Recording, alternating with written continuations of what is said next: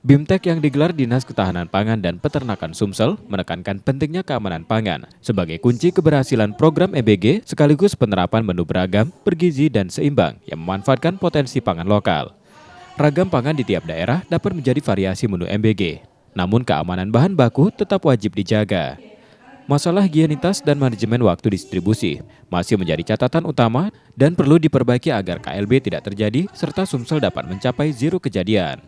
Makan itu dia tidak hanya beragam, bergizi, seimbang, tapi harus aman kita makan. Karena walaupun beragam, bergizi, seimbang, tapi kalau nggak aman ya bahaya bagi kita gitu. Dari keamanan pangan kita bisa melihat dari bahaya fisik, kita bisa melihat dari bahaya kimia dan juga bahaya secara biologinya. Bahwa di situ kita juga mengajarkan bagaimana cara penyusunan menu yang beragam, bergizi, seimbang dan aman yang berbasis potensi sumber daya pangan lokal. Iya benar.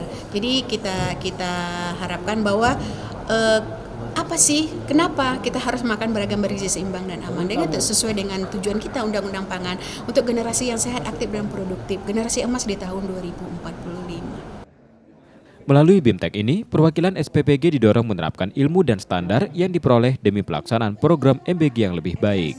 Jadi sangat diharapkan nantinya berjalannya program MBG di Sumatera Selatan ini terkait standar keamanan pangannya itu baik sekali dan tidak ada kendala yang kita tidak inginkan seperti itu.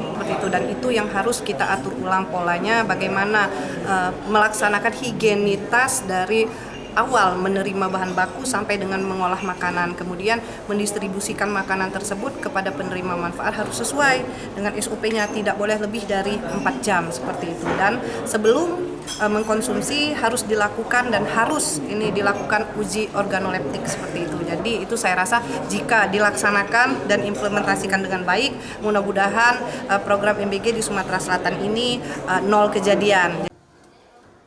Kegiatan ini terselenggara sinergi Dinas Koperasi dan UMKM Sumsel, BGN, dan APJI Sumsel. Saat ini, sebanyak 1.269.887 penerima manfaat MBG tercatat di Sumatera Selatan. Muhammad Reza Palevi, Kompas TV, Palembang, Sumatera Selatan.